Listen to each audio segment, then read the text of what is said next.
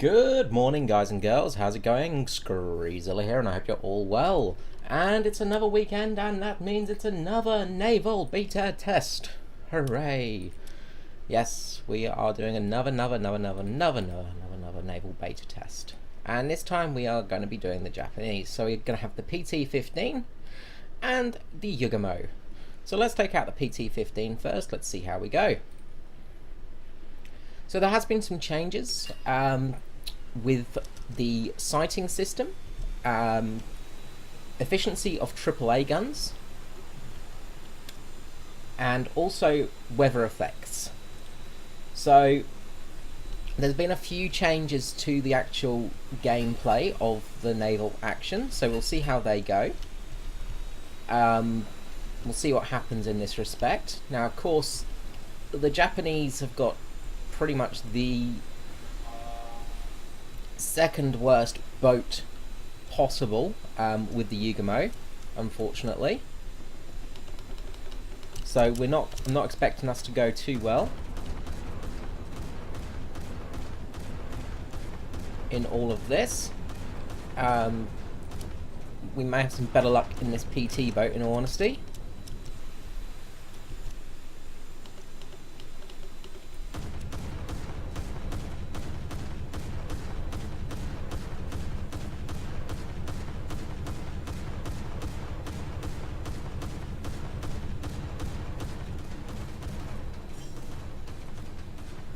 And we've actually got some gun jamming. Okay, that's new. That's actually quite new.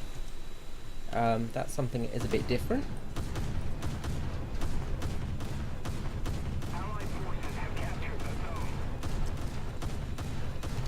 Smoke up here with this G-boat. Now we've got a destroyer coming in over to the front.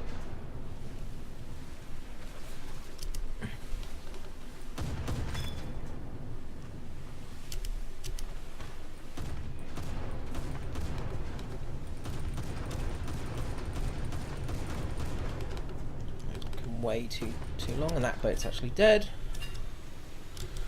Now we have got enemy destroyers, and they're going to start closing in. And now there is a PT boat there.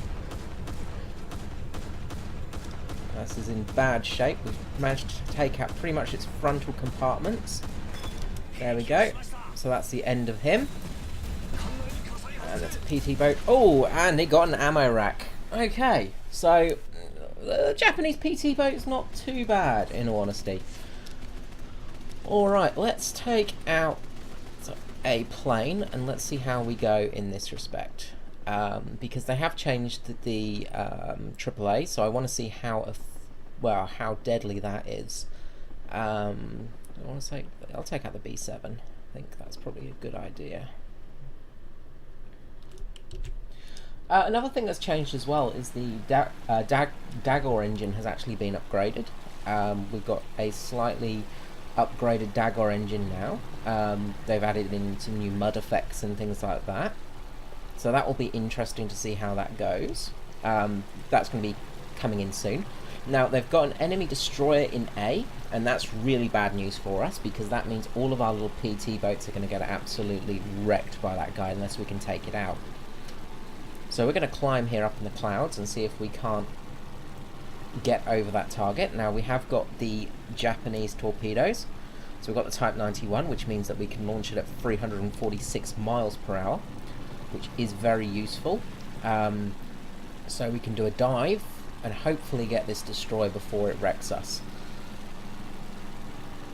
So let's see what he's doing. He's sitting down there. He's not turning currently. He's sitting bow on to us at the moment.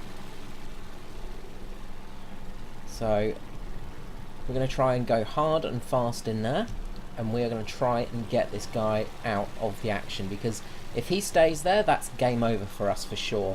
And that is still very much a problem. Look, you can still see the problem, especially from an aerial view of this whole situation. Destroyers getting into these sections really do end the game quickly. Now there is a duck down there. We're going to go and join him, because hopefully his AAA is going to be focusing on that duck. Air brakes out. Looks like he's actually been destroyed. Okay, well, we don't need to worry about that then.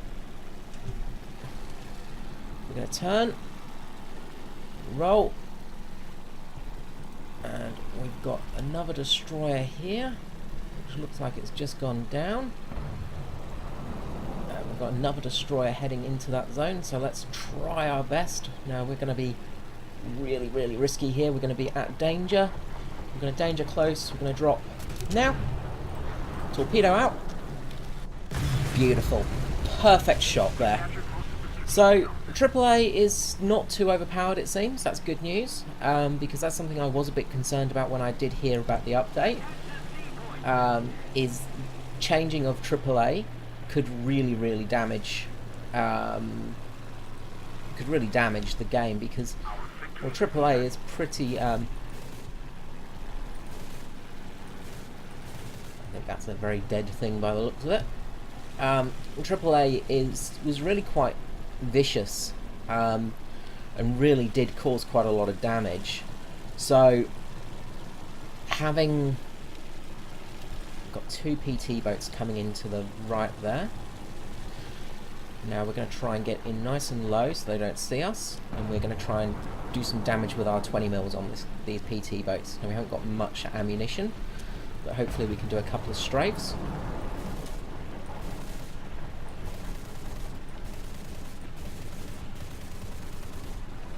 And they're both down. Okay, so that's the end of those. So yeah, AAA was really, really effective, and it really did do a lot of damage to the planes, of course, which it should do, but it was a bit too much. The AAA was super, super accurate, like lasers. We've got a PT boat just spawned in there.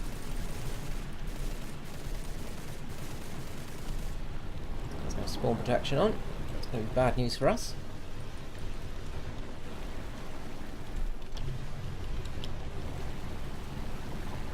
Try and strafe this destroyer a bit. Try and aim for the guns. Just do some light damage there, but as you can see, the AAA is really, really not affecting us that much at the moment, so we are doing okay. I don't know if maybe they've turned off the initial AAA. We just got sniped there, but that's okay. We did manage to do some damage, so yeah, all in all, that's pretty good news. So let's take out the Yugamo, which is, say, the worst destroyer, just because it only has the HE rounds, which just don't have enough penetration. Well, it's not the worst destroyer, but it's up there, just because of that penetration issue. We'll change it to ships and aircraft. So we've got a destroyer head on there.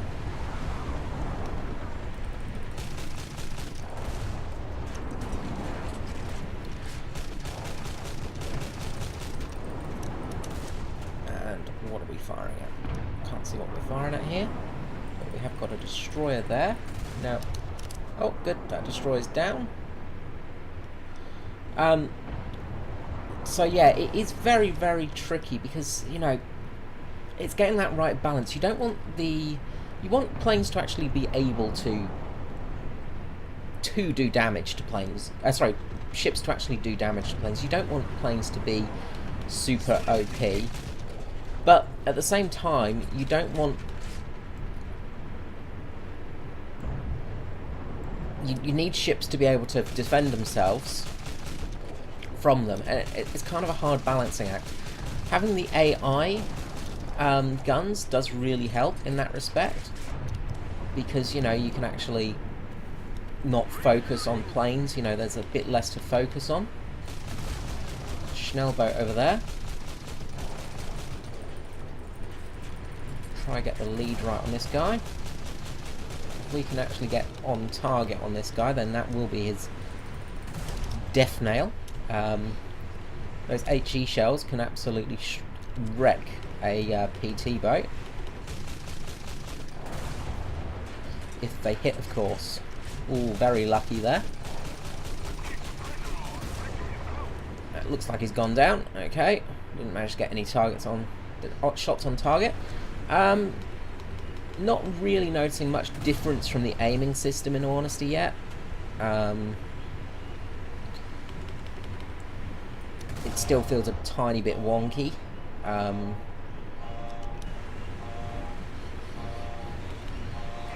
the Yugumo still feels really, really bad for shooting things. You just feel like you're just doing nothing against the target. One of the things with the Yugumo, of course, is it doesn't have advanced range finding and things like that, and I don't know if they've modelled that in-game to actually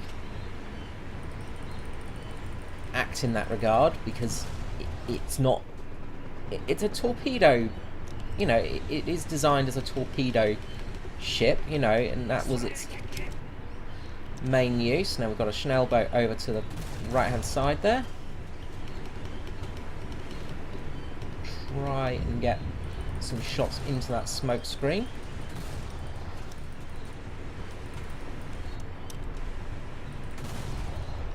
You never know, we might get a hit on him. Don't think we will though. Oh, we're gonna. Oh well, we did have a PT boat coming towards us there for a second. Now there's the Chanel. Get a good lead.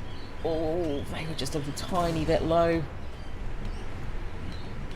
Come on, guns. Do your things. They are very hard to hit, the little PT boats, of course, because they are just such low profile. Did get a hit there, just from shrapneling. Stationary. Oh, a little bit shy. Front guns. There we go. Oh, well, that should have ended him, but it didn't. His torpedo tubes are bollocks, though. There we go. It's the end of that PT boat. That person.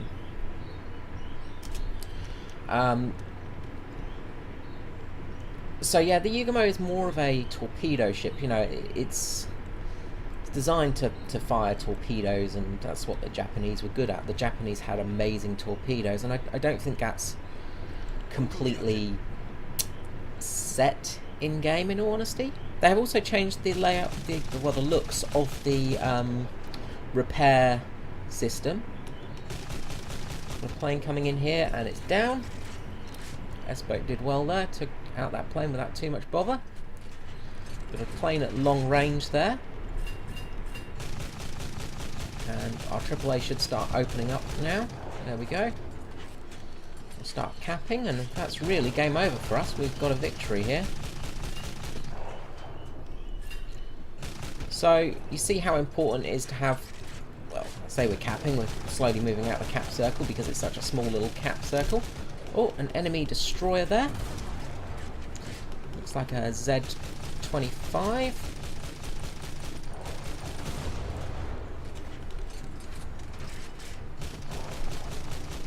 A little bit short again on those shots. We sort of got the lead right, but we're just a bit short. Those look good. Still a little bit short. And as I say, that's very much the problem with these guns. They just don't seem to work.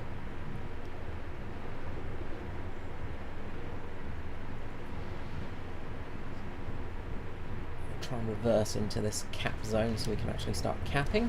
Okay, we've got another destroyer heading up.